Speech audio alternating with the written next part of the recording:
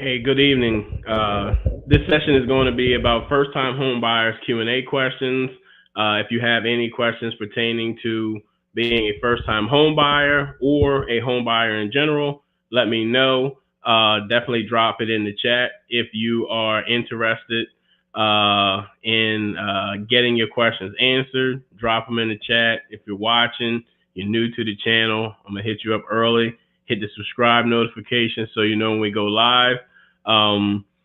So we're going to get into it. So, lately, a lot of first time home buyers have been reaching out to me consistently, asking the same question: is it a good time to buy?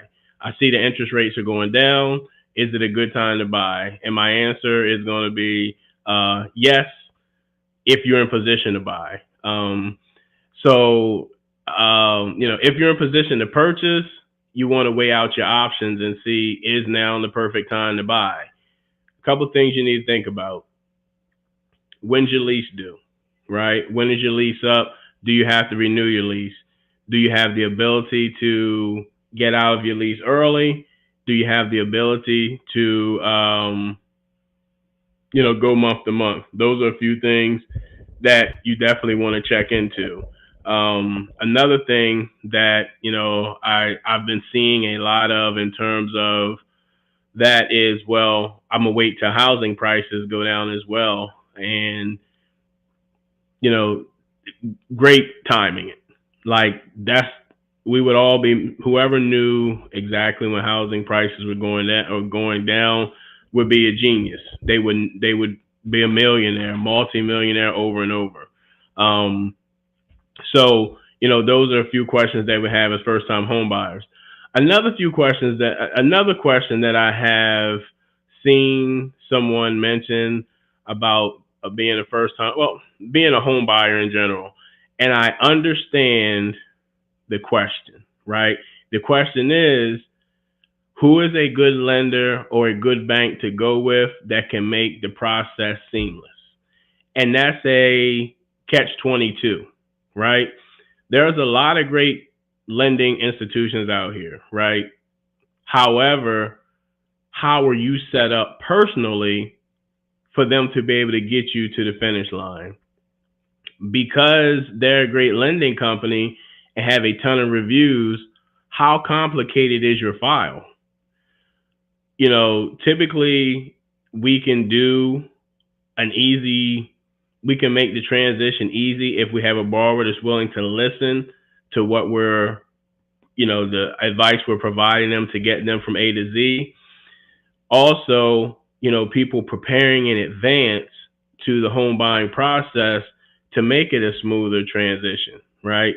So if you have your money in a ton of different banks, or they're not a bunch of banks, you get cash, you don't have taxes in your business owner, you don't have, bank statements, you don't have a bank account, you have a Chime account, you have a Cash App account that you use. All of those extra things bring on extra tax for the lender, the loan officer to do it. The best of the best is still going to have an issue if you're not in position and ready as a buyer. Like the best processor in the process is the buyer. They have the ability to get us the documentation as soon as possible. They have the ability to give us the documentation that we need in order to get you qualified. And sometimes it may seem like we're asking for the same thing over and over, but you have to also give the lender the information in the way that they have the ability to process it. Again, I harp on it a lot, but in my emails that I send to people, it says no screenshots. And when I mean no screenshots, no swipe right on your phone as a screenshot, and no pulling it up on the computer and then taking a picture of the screen with your phone, because then when it gets to us, it becomes blurry. The screenshot may not have all the information on it. So those are little things that, hey, it sounds like something minute and petty, but we know as the lender exactly what we need and how we need it to best service you as a client. Also, there are companies, and we have the technology as well, right? There's companies that don't ask you for that information, but they can verify your bank account if you connect it to their system and your income. Well, if your income is not properly documented by your company in that system, they may not be able to qualify you for as much as they need to because it may not show all of your income. So cool technology is there, but sometimes there are hiccups that technology cannot look at, cannot pick up. Ran into a situation where a borrower was with a different lender and they had the technology of being able to see, okay, connect their bank accounts. They connected their bank accounts, and because it automatically pulls up, let's say the balance was $25,000, that's great. When you get into underwriting, the underwriter is going to comb through every line of the bank statement and bank account to see where that money came from. Are there charges that are going out that's not showing on the account? Are there deposits going into the bank account that aren't isn't your normal pay or bonus or business income? And those are things that you look at. Technology right now doesn't look at those things the way an underwriter does. And yes, you got through the beginning with all the, without giving up additional information. But once you get to that point, now the underwriter is saying, hey, this buyer has a $10,000 deposit. Where did it come from? And if it goes back, they're going to go back to you. The processor is going to come back to you and myself and say, hey, where did they get this $10,000 deposit from? We have to source it per the underwriter because of the guidelines. And if you can't prove where that $10,000 come from, you won't have the ability to utilize it. So, I want to see physical copies of everything. 2 months of pay stubs. The last 30 days of pay stub. 2 months of bank statements, all pages. W-2s for all jobs you worked in the last 2 years. If you're self-employed, I want to see your tax returns, all pages and all schedules, federal tax returns only. Copy of an unexpired driver's license, as well as either a social security card, or we're going to ask for or it could be your passport.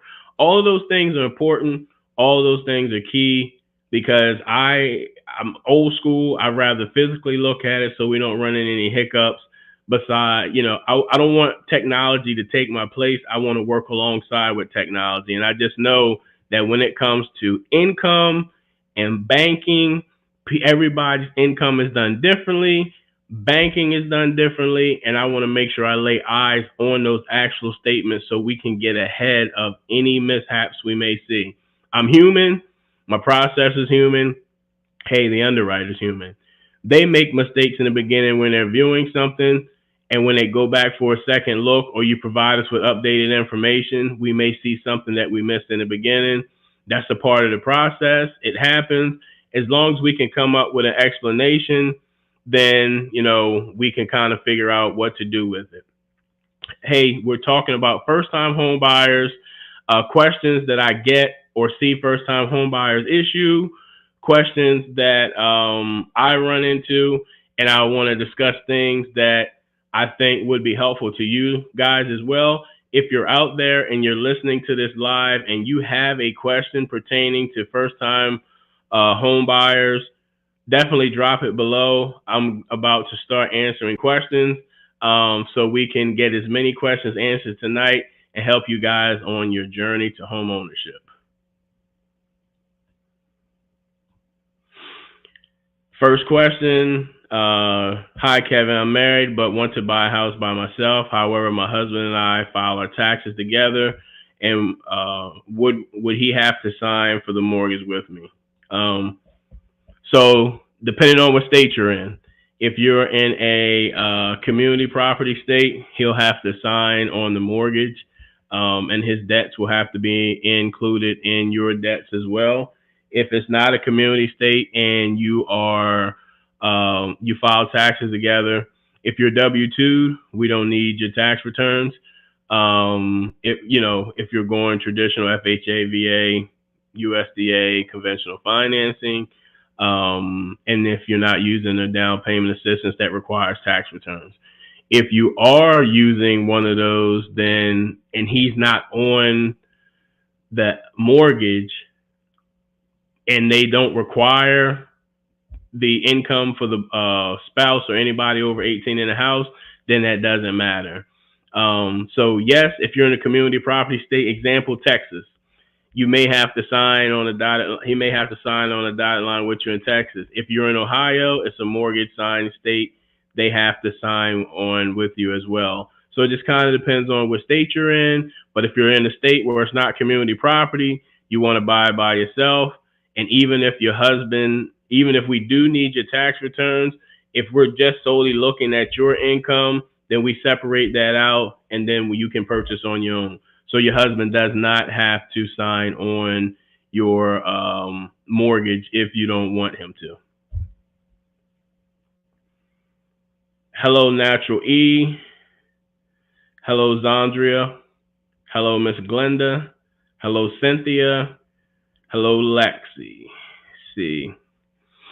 If a potential buyer is not 100% ready to buy, i.e. needs more savings, is it worth to still get pre-approved just to see where the buyer stands, or is it a waste of the lender's time? I think it's a good idea to see about getting pre-approved because you could be saving.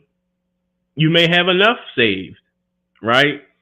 You may be further off than you think, or you could be closer. Let's say you have enough saved, but you don't have certain things set up aligned in terms of your credit. Those are things that you won't know until you actually get it pulled. Honestly, some lenders, if you're not ready now, they're probably going to not really pay much attention to you or give you the attention you need in terms of your pre-approval. But it's not necessarily a waste of a lender's time. It helps us build our pipeline. For me, it helps me build my pipeline and also build that relationship as a trusted advisor in hopes that you decide to come back to me when you're ready and get your mortgage from me. So it's not a waste of time. Just be prepared. Like, a way to not waste the lender's time is to have the documentation completed that they need, or together that they need. Complete the application in a speedy time frame and get all the documents in as soon as you can and as close together as you can, meaning you should have it uploaded together, because most lenders aren't going to work on your information until they have everything that they need. Those are things that shows us as lenders, hey, this person is serious. They're not a time waster, and we would love to work with someone like this in the near future. And it's a crapshoot. Sometimes it works for us. Sometimes the buyer wants to work with us, but they decide that they want to do new construction, and we may not be able to compete with new construction. So, but it's definitely not a waste of time if you use the lender's time wisely.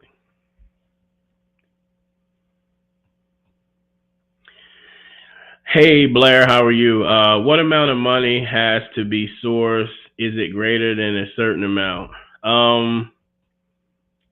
Yes, it is. If it's greater than 1% of the sales price. Some lenders have different rules. So, example, if you're buying a house that's $250,000, the deposit can't be greater than 1%, so it can't be higher than $2,500. But you also want to, just in case the underwriter asks, you want to be able to let your loan officer know where it came from, or figure out a game plan on how to make it sourceable. But yeah, like 1% of the sales price.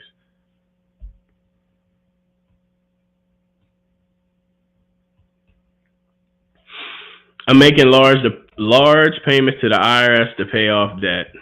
Should I wait to finish before applying for a mortgage? I have 2 jobs, a 700 plus credit score, and just student loans. Maya, you don't necessarily have to wait until you're finished paying the IRS off. If you have a payment arrangement, then that payment arrangement can be used into your debt to income ratio. If you're paying the IRS, large payments, and you don't have a payment plan, I would probably get on a payment plan with them if you want to close a little sooner than waiting to make the large payments to them to pay off your IRS debt. In terms of the two jobs, can we use both jobs is going to be the $1 million question. Have you been on both jobs long enough in order for us to count the income for both jobs? But I would definitely speak to a lender ahead of time just to get your questions answered or to see what position you're in to make sure that once you do finish paying the IRS, that you are still in position to purchase. And if you're not, if you do it early, you can get in position to purchase. So when you're done that final payment, you can become a homeowner and not have to have a waiting period. Let me see.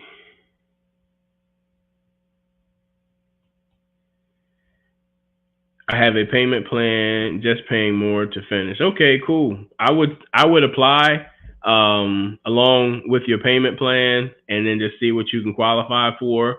If it's not enough to qualify for based off of your payment, or qualify for what you need based off of the your payment plan, then hey, I just need to work on paying this off so this doesn't have to be counted into my debt to income ratio.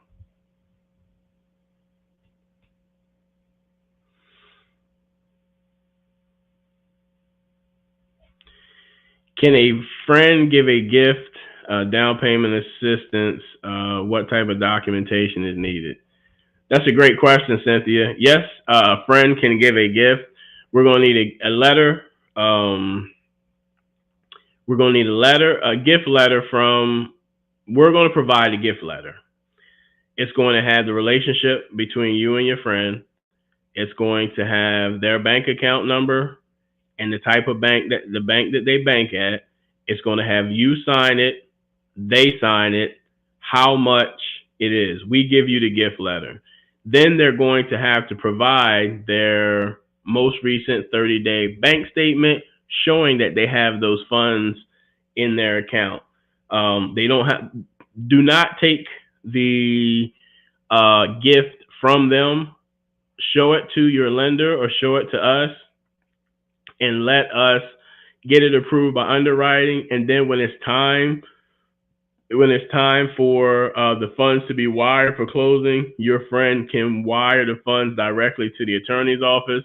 The reason why I choose that path or advise people to use that path is because it's less paperwork, especially if you're doing FHA financing. So it's less paperwork, but a friend can give a gift. In some cases, they may require you guys to show the relationship, pictures together, or so whatever that friendship is. It just kind of all depends, but it is possible for a friend to gift you funds.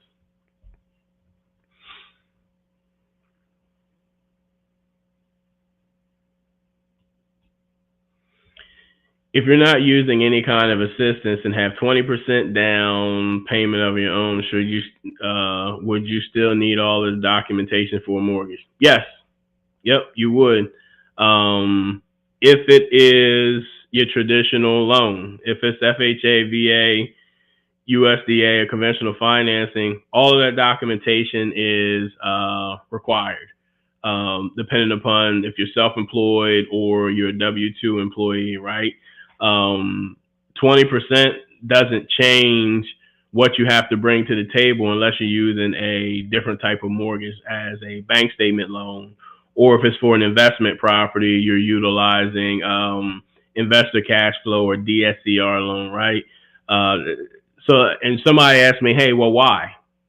Right? Because even though you're bringing 20%, we're still providing 80. So we have more leverage. We're providing the 80 and we have more into it, right? So we want to know if the person we're partnering with has the ability to pay us back, pay us back on a monthly basis, even though they have 20% to put down. But that's great if you have 20%. It makes the deal a little easier in terms of getting approval. But you'll still need all that same documentation for the traditional type of financing. These are great questions, guys, gals. Where my fellas at, man? I don't have many guys jump on the live asking any questions. Like, right now, single women are buying houses at a way faster pace than single men or men in general. So I just wonder where they at. I have your home ownership journal. It's been extremely helpful as I'm starting to prepare for home ownership. Thank you, Lexi. I appreciate that. No problem, Cynthia. No problem, Lisa. No problem, Maya. While I wait for new questions to come up, hey guys, I have an amazing Facebook group that I would love to have you guys a part of if you're not already a part of. I want to build a Facebook community. I want to build a people's lender community where we share success stories, we gain valuable information, and we take an opportunity to uplift each other as we go through this tedious process of home ownership. I have people join the group, and we post 5 times a week. We have people who, on Wednesdays, it's winning Wednesdays right now, and we have people who have wins. Hey, I paid down debt. Hey, I just closed on my house, and we celebrate each other because we know how difficult or hard of a task it is, right? Or tedious of a task it is, right? Then we also have an amazing newsletter where twice a week we send out information pertaining to either the lives or videos that I've done, or we have topics pertaining to home ownership, things that can be very helpful to you. If you want to join the Facebook group, click the link below. If you're in the Facebook group but not a part of the newsletter, the link will be below for you to join. If you're a part of the newsletter but you're not in the Facebook group, you got to join. Need you in that Facebook group, right? If you aren't a part of any of my communities, do me a huge favor. Click those links below. It doesn't cost you anything to join. We don't spam. We don't send out emails all the time, maybe twice a week, sometimes 3 times a week. And it's all just to help you in your journey on home ownership. I think that building a community allows for us to grow. It allows for me to see who I've helped, whose ownership, and everybody that's a part of my groups have not purchased from me. I have not done their loans. I may not have done their loan, but I have maybe offered some assistance in terms of them getting pre-approved, but they went to a builder. They found somebody who had offered them a better deal. So, being a part of my community, obviously I would love to have you as a part of my tribe, but it's free. It's free to join the groups. It's free for the Facebook groups, and I would love to have you guys. So if you have not joined the Facebook group or the newsletter, click the links below in this video, and you can join instantly. The other thing is, for joining the newsletter, you get a free home ownership journal, right? Free home ownership guide. So it kind of helps you answers questions for you as you go through the process of home ownership. And it's a tool, and it's free. Like again, I said, it is free 99. If you're interested in, a consultation with myself, my contact information will be below to be able to click on the link below, and we're going to, set up a time that's convenient for you and I. We'll jump on Zoom and we will have a conversation on how we can get you to home ownership. Should you wait until you find a home that qualifies for USDA to apply for the loan? How long does the process take? That's a great question. Answer to my question is going to be no, because if you wait, let's say you find 123 Main Street in Anytown, USA, right? And you love it, and it qualifies for USDA, and then you go apply and you don't qualify for USDA, then you waited for nothing when you could have went ahead and applied for FHA or applied for a mortgage in general and found, okay, if this house doesn't qualify for USDA but I like it, I can still go FHA. okay, I know I don't qualify for USDA, but do I qualify for FHA or conventional? So getting pre-approved in advance to the property coming on the market is definitely helpful. One thing that you can do, Miss Cynthia, is maybe if you have a area that you're interested in, find an address, and when you apply with your lender, say, hey, I'm interested in this property, and well, in this area, can you see if I qualify for USDA in this area, and give the lender the address, or give me, hopefully I'm the lender, give me the address, and I can see if the property is eligible. Heck, if you want to see if the properties in that area is eligible, you might want to Google USDA eligible properties, go to the rural development section, go to guaranteed loans, click on accept, and then put in the address and hit submit, and it'll automatically tell you if that property is eligible for USDA financing.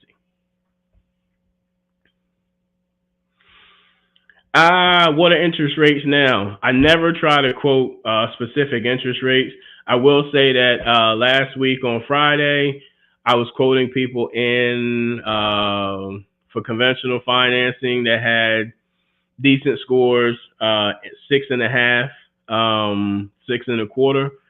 Well, 6.5, 6.5. People for FHA, VA, and USDA, I was quoting some people with 5.75 interest rates. All of that is relative to type of loan, debt to income ratio, if you're using down payment assistance. But I say for conventional financing, you're looking at mid to low sixes. For FHA, you're looking at mid fives, mid to mid to high fives. Can't talk tonight. How you doing, Miss Tamika? Do you process loans in Maryland? Yes, ma'am. I do process loans in Maryland. What part of Maryland are you in? No problem. No problem at all. Do you consider annual bonuses when determining a buyer's annual salary? That's an amazing question. Yes and no. You have to have a history of receiving bonuses. So if you're with your company, you've been with them for 2 years, and you receive annual bonuses for the last 2 years, we can utilize that income. Let's say you've been with your company for 1 year and you received the bonus, but your previous company you received the bonus on, we can still use those bonuses. We would have to calculate it out over the course of 2 years.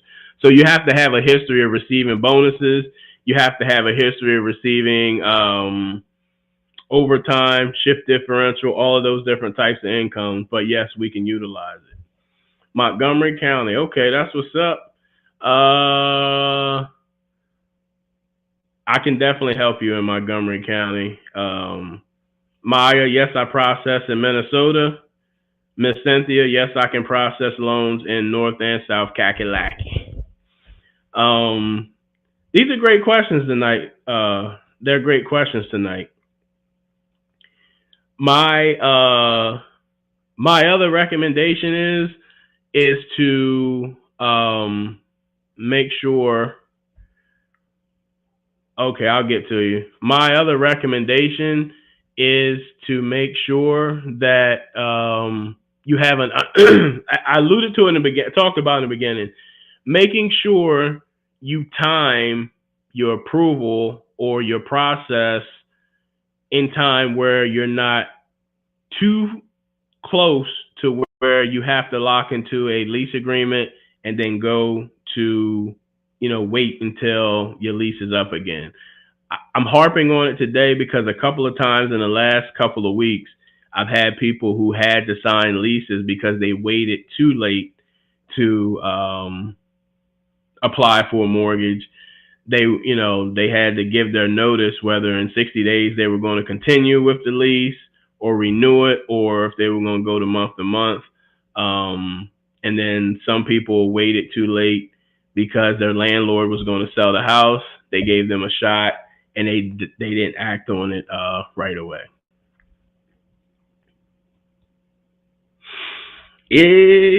It says Chiquia Johnson says,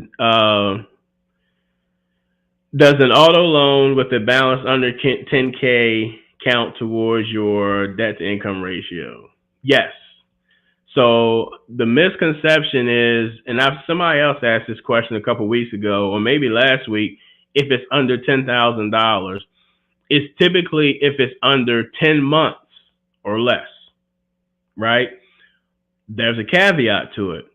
If it's under 10 months, we don't have to count it if the monthly payment is less than 5% of the monthly income.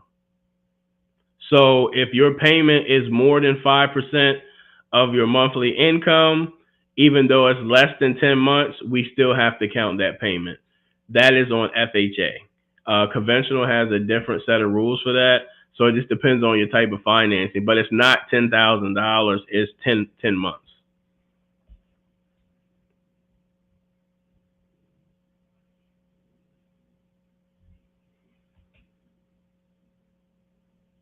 Do we use the average of the bonus? Yes, we do. So let's take example.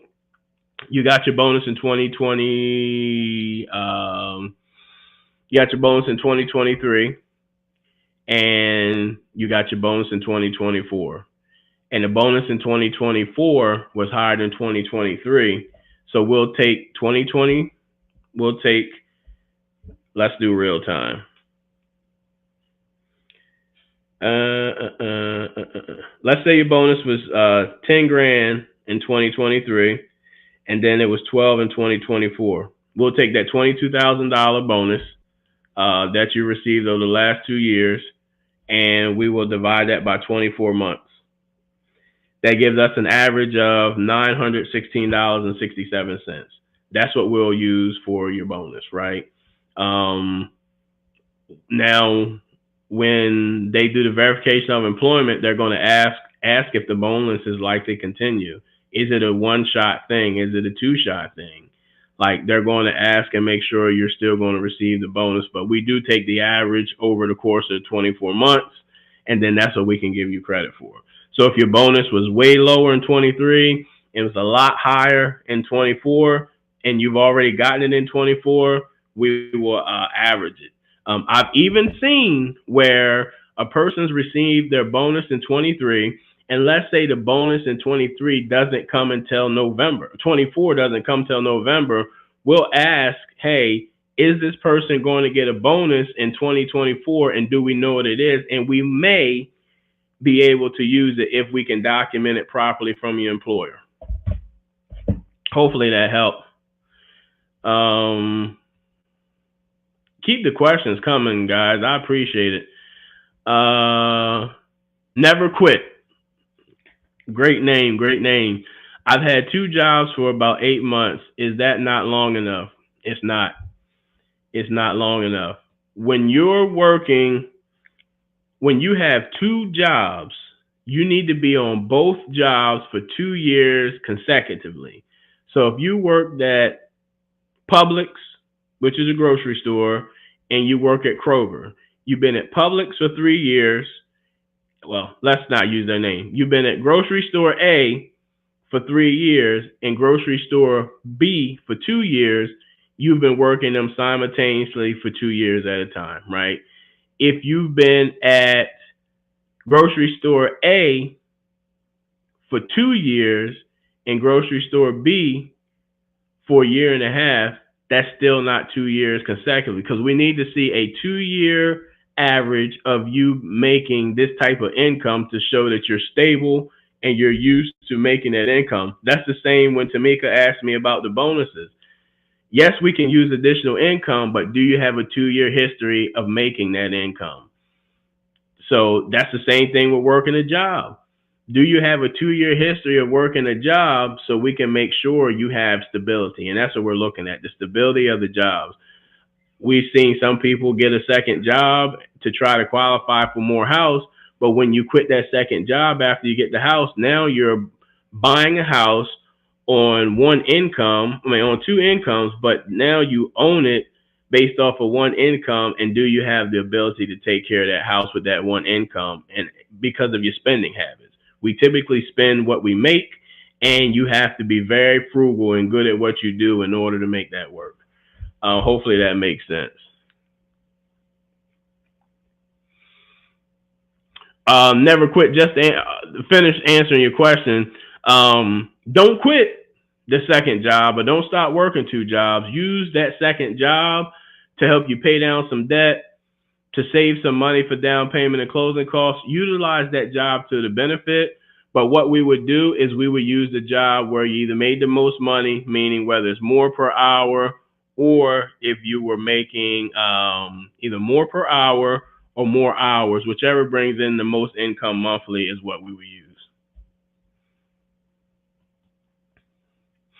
Do you recommend FHA 203K for first-time home buyers? Well, yeah, that's fine. Two things, Blair. You have to understand that it is a tedious process for FHA 203K renovations loans. And you have to realize that not only is it a tedious process for you, it's also a process for the contractor. They have to understand how it works. They have to understand that they'll get a small draw up front, and their money will be paid to them after they complete the work. We have to keep them honest, right? There's no incentive for someone to work if they've already been paid. Imagine you guys going into work and you get your paycheck on Monday for the week of it ahead. You're not going to work as much as you would as if you would when you get your paycheck on that Friday or following Friday. But it's worth a shot, Blair. It's an opportunity to build equity in your home and get in a location, and put your spin on it. Add that Blair touch to the house that you're looking for. But I'm not against it. It's just a little bit more work, and they take a little longer to close. They typically take about 60 days because there's additional steps that we have to go through in the process. But it's not a bad suggestion to do a 203K. I'm looking to move during the summer of 2025. When should I apply? I would say depending on your credit.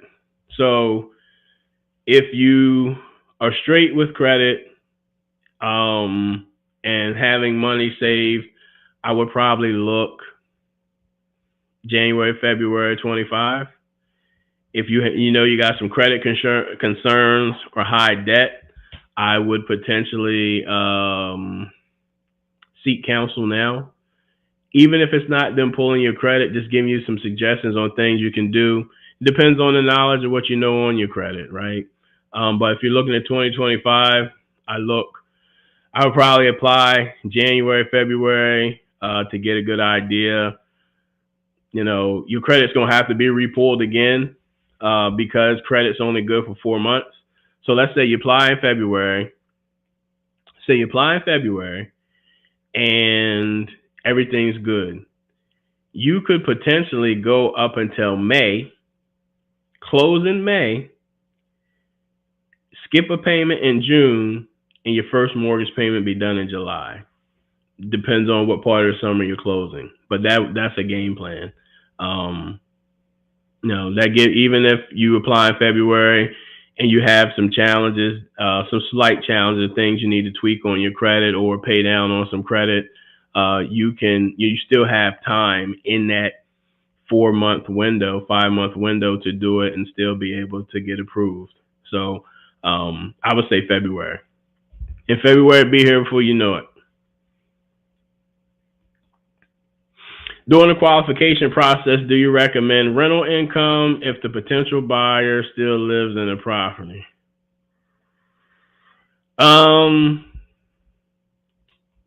So if it's a multifamily, if it's a primary residence, then the tenant needs to be getting out within 60 days. Because when you apply for a mortgage, it asks, do you intend to move in this property within the next 60 days? And the only way you're going to get financing on a primary residence is, of course, answering yes, but you have to move in. Well, how do they know? They will. Just say they send you a letter to your property and you haven't moved in yet and you haven't changed your address yet, and it gets sent back to 123 Main Street. They know that you don't live there. So that's one. If you're buying a multifamily and you're going to live in one unit and you can move in that one unit and there's a tenant in another unit, we can utilize that income to help you qualify for more or offset some debt. So it just kind of, Miss Cynthia, it just kind of depends on what type of property you're buying. But if it's a primary residence and you're going to live in it, they're not going to let you use that income to qualify for more if it's a single family, because that person won't be there beyond 60 days. At least that's the goal.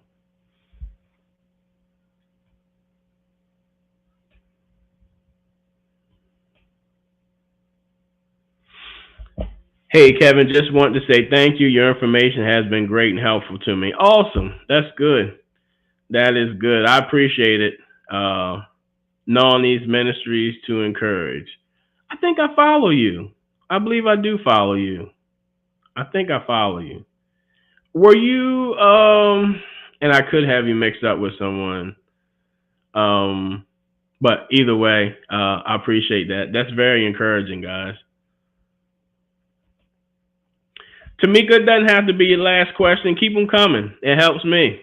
Um if you qualify for both FHA and conventional, which do you think is better? Great question. Um it just depends.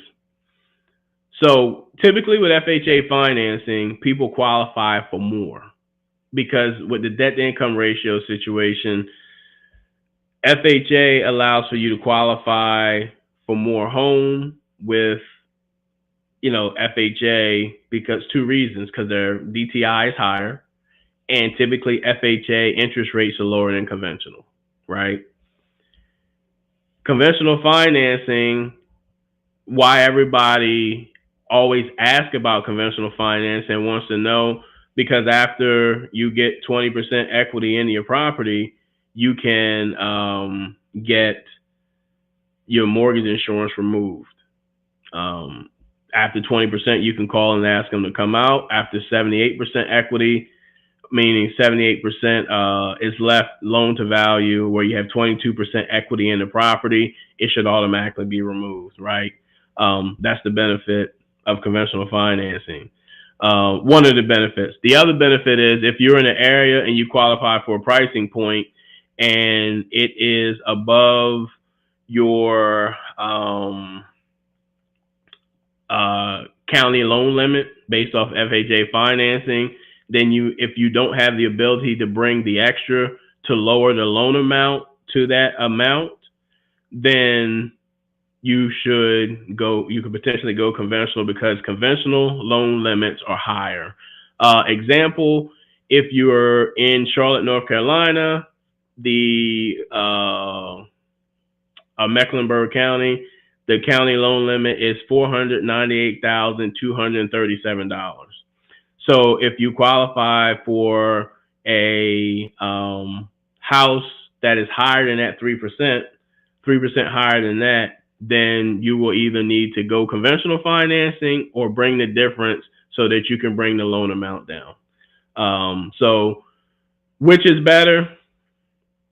It just depends on your situation, your scenario. FHA is going to typically have the lower payment. Conventional has a higher loan amount. It just depends on what part of the country you're in. Hopefully that answers your questions. Tamika, don't stop asking me questions now. Bring them.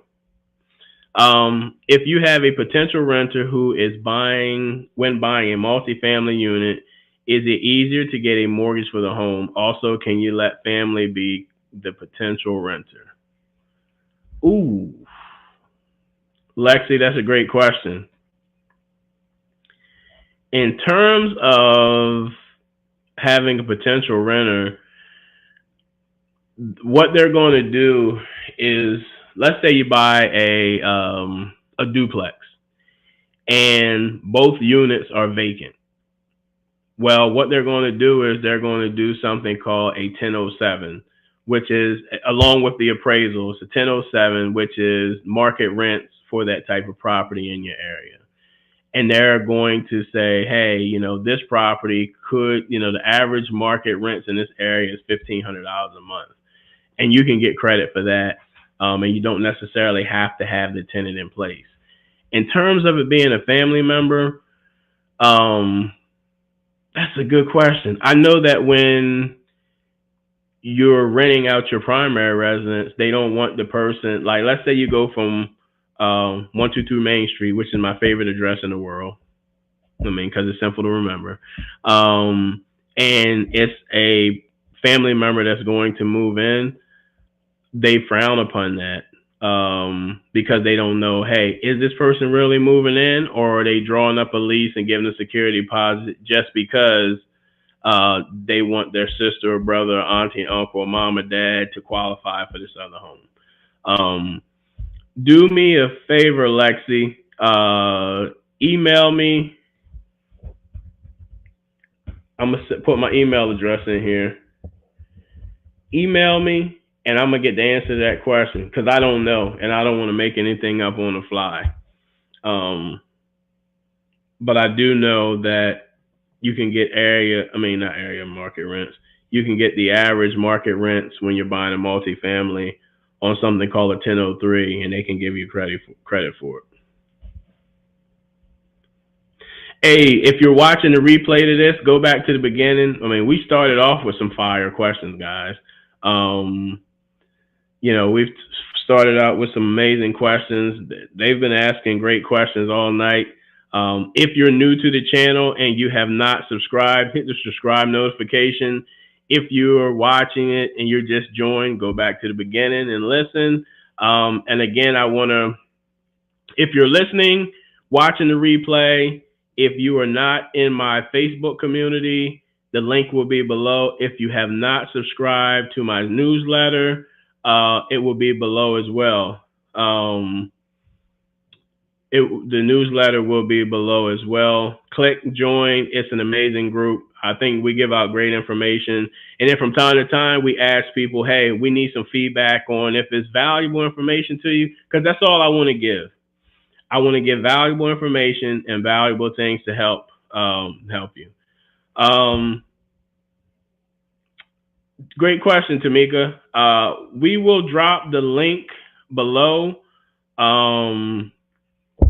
Hey, Tamika, do me a favor. We're finishing up. We're switching over how we get the journal. How you buy the journal. We're switching that up. If you can send me an email and let me know you want it, I'll reach out to you and I can get it to you.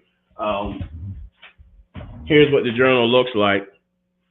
So it's 90 pages of thought out information by myself from the standpoint of a buyer, the standpoint of a lender and what I think buyers would look at, and the standpoint from a former realtor who's myself, a former realtor, on what a buyer would need, and a former buyer. Like, hey, what do I need as a buyer to help me along in the process? Because sometimes it's hard to remember everything.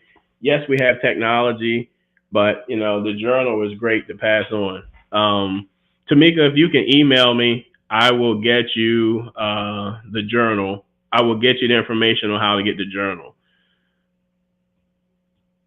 And maybe by the time, if you're watching this, after this, and check in the description below, we should have the link to the journal on the website ahead of time.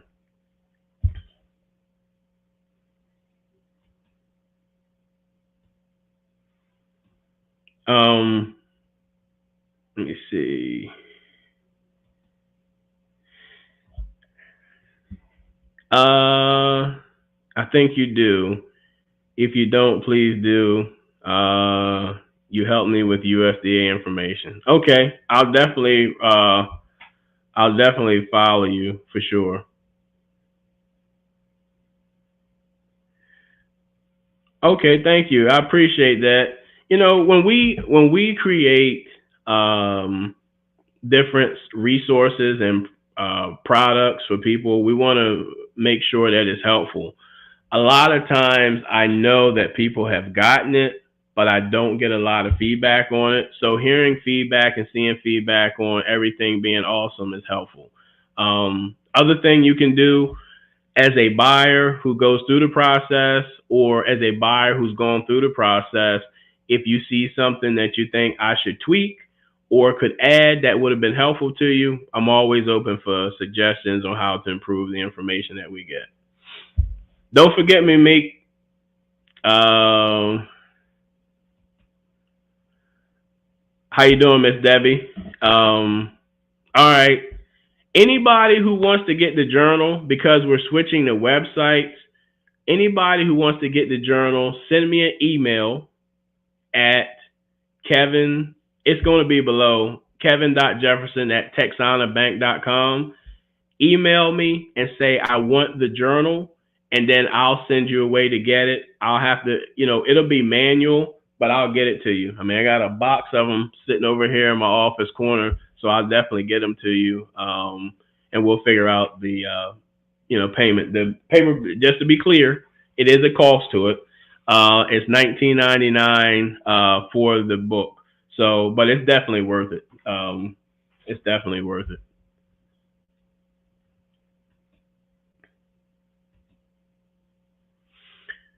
No problem, Blair. Actually, I plan on giving you a call this week, Blair, just to get an update on you, or I'll shoot you a text. Ooh, that's a great question. Are any of the lender's fees negotiable? It depends. Depends on the lender. It depends on the lender. So lenders charge fees. So all of closing cost isn't the lender charging all of that for fees. In closing costs, you have attorney fees, you've got city and county and municipality fees, you have fees that go to different vendors, you got carrier fees. So all of those fees, sometimes you got HOA fees that get paid in that as well. So everybody gets paid out of the closing costs, not just the lender. Typically, lenders charge processing fee, which varies, underwriting fee, which varies, and then there's discount points. Now, the discount points is what it costs to get that rate, or if you're using a down payment assistance program, what it costs to get that rate or to use that down payment assistance program. In terms of the processing and underwriting fee, I would say probably not negotiable, because that's how the process and underwriter get paid. In terms of the discount points, it's going to be tough to negotiate those as well, but it's going to be a lender's discretion in terms of, can they offer you something better? If you don't have the funds for the closing, is there a way that you can increase? Is there a way that you can increase your interest rate to get the fees lowered? Is it a way to increase your credit score to get better? Is there a way that you can reprice your loan based off of today's rates? Some companies do that, just depends. So there's a lot of different things, Blair. But the answer to the question is depends on the lender, and it's yes and no. Like, just depends, really depends upon the lender.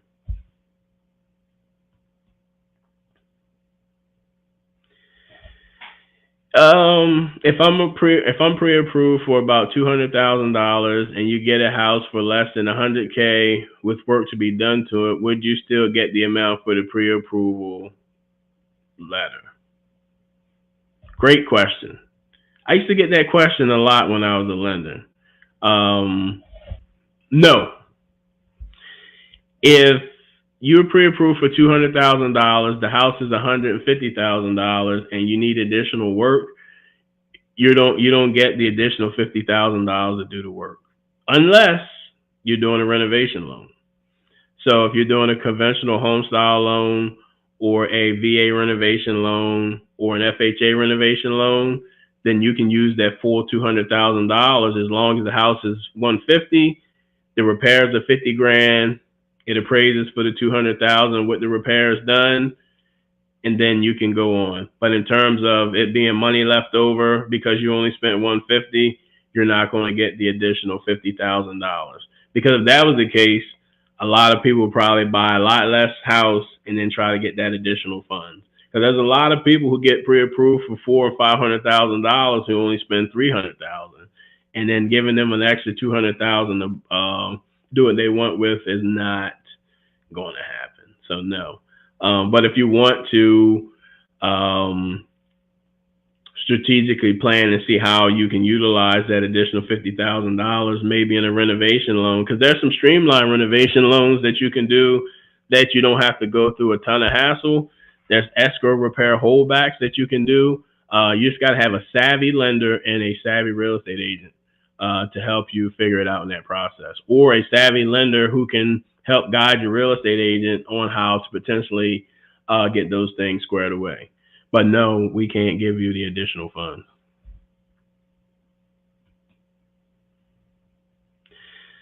Hey, Kevin, just a follow-up question. If my wife has been at her job for 2 years, should I wait until I've been on my job for 2 years, or you think I can try for the loan? If you have a work history of 24 months without a 6-month or greater gap, as long as we can put together a 24-month history for you, then you should apply. Example, you've been on your current job for a year and a half, but prior to that, you only had a 2-week gap in your job, and you worked at your previous job for 5 years. Don't wait until you've been on your job for 2 years, because we can put together a work history of 24 months.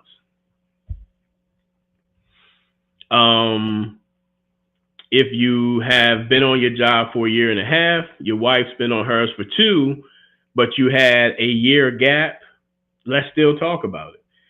Because if you were out on workman's comp or something and you didn't qualify, not qualify, but it's something where we can document why you had a job gap, then let's take a look at it and see if we can get it approved. But if you haven't been on there for 2 years, but you have a history of working another job, you can put together that 18 months plus another 4 months, then 18 months, and then another 6 months. Yes, you can go ahead and apply. You don't have to wait until you've been there for 2 years.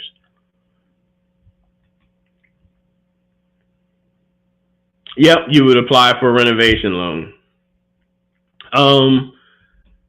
Yep, you would apply. You would look to see if you qualify for a renovation loan. Yep, so that's a great question. Tonight we've had some amazing questions.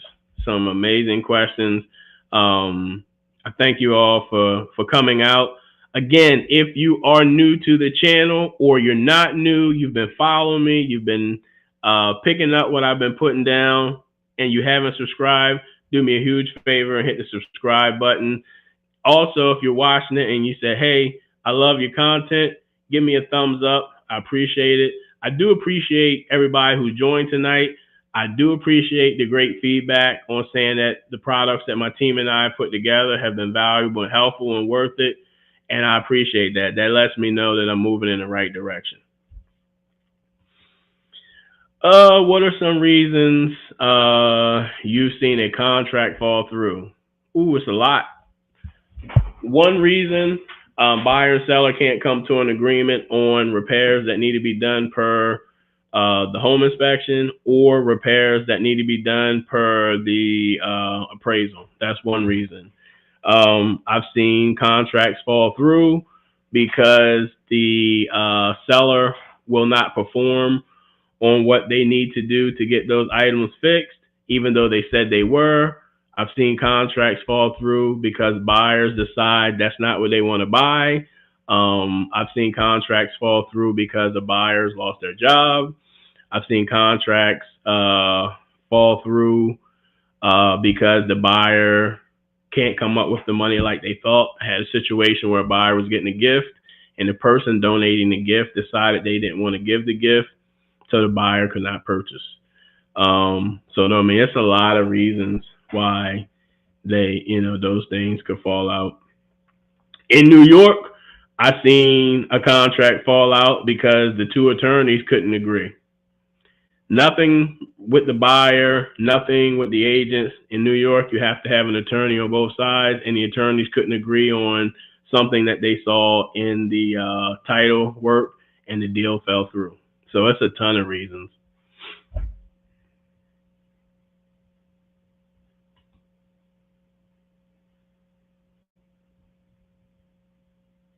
No, I didn't see it. What question did you ask about underwriting? I'm not skipping your questions. Don't do me like that. Ah, here it is. How tedious is the underwriting process? I heard that it is something else. It is. It is. The underwriting process is going to seem like an interrogation on you as the buyer. But let's look at it from a different standpoint. And I use this example all the time. If I asked you for $20 until I got paid, you're going to ask me why you need it, when I'm getting it back, and how I'm getting it back for $20, right? And then from what I answer, you're going to decide whether you're going to lend me $20. Let's look at $200,000, $300,000, $400,000. Do you have the ability to pay me back when you get paid? When I'm going to get it back? Am I going to get the money and the payments on time? And how are we going to get it back? Those are the same questions that we're going to ask, right? Do you have a history of receiving enough income, and do you have low enough debt to where you can pay your current debts and pay us monthly getting paid back? If you have student loan debt and you don't have a payment in there, but at some point in this 30 years of paying a mortgage, you're going to have a student loan payment, we need to factor that in. Okay, you got 700 credit score, you make X amount of dollars, you got low debt to income ratio, but every month we see $700 going out of your account. Where is it going? Because it's not on your credit report, so we don't know what that is. If there's a consistent history of something coming out, we're going to question it, right? Some people move money around, and they've been in a position to be blessed to help their parents. Some have the ability to take money out every month and help their kids that are in college. Some have an agreement with a ex-spouse or a spouse. They may not have child support court order, but they're paying money towards child support, giving support to the parent for the child every month, right? Okay, you're moving money out of 4 or 5 banks, and none of them add up every month. What's that? Like, it is because they want to make sure that, one, you're not doing anything illegal to gain money, and trying to clean it up with real estate. That's one. 2, we're making sure we're partnering with the right person that's going to pay us back. Life's going to happen. You have a 700 credit score now and make $300,000 a year, and next week it could all change after you close on a home, and those things change. So underwriting is grueling. What I try to do is do my due diligence up front, and make sure that I try to ask as many questions as seemingly possible that I think the underwriter is going to ask based off the information that you gave me. If there are things that we need to address, we still might submit it to underwriting to see what the underwriter needs from you so we can give them the information that they need. Because at the end of the day, I pre-approve you. The underwriter gives the final approval. And if that loan gets sold back, it gets dinged on both of us. So they're making sure if I'm going to give this approval, this better be a solid approval, or if I have any questions pertaining to, and this is the underwriter talking, any questions pertaining to getting this loan approved and anything that the guidelines say I need to have, so I have all of my I's dotted and my T's crossed, I'm going to ask that question, and we're going to need to provide a case. So what we're doing when we ask questions is we're building a case for you to see if we can get you fully approved. Underwrite them, it can be. It just depends on how you bank, how you move, how you do your business. Everybody does it differently. Not going to say it's a right or wrong way, but depending on how many layers you have could depend on how difficult the underwriting process is.